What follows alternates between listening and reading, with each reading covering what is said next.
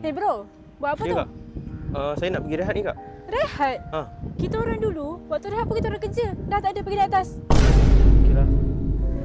Kak, Aku tahu. saya nak tanya sikit boleh kak? Saya tak faham lah. Ni untuk hotel Hilton ni, package mana ni? Hotel mana?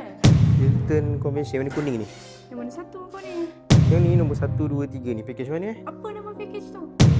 Saya tak ingat lah kak. Sebab saya baru 2 jam kerja. 2 jam? Ha. Kau 2 jam tu dah kira lama tau. Oh ya. Apa takkanlah kau tak tahu? Tahu Benda ni tak? semua. Sebab tu saya tanya kak. Zaman dulu kita orang masuk belum ada lagi tahu kotak-kotak semua ni. Time kau masuk baru ada. Oh ni kotak-kotak apa ni kak? Dalam tu ada 7 surah pilihan. Weh ambil jap kotak tu. Ni lah kotaknya. Ha, nampak tak? Oh, nampak.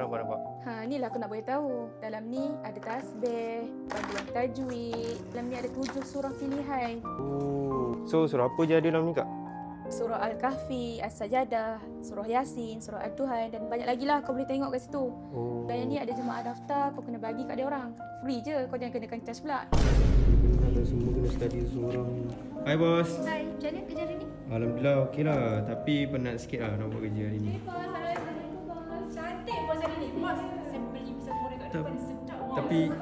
Tapi saya punya kerja tu tak apa lah bos.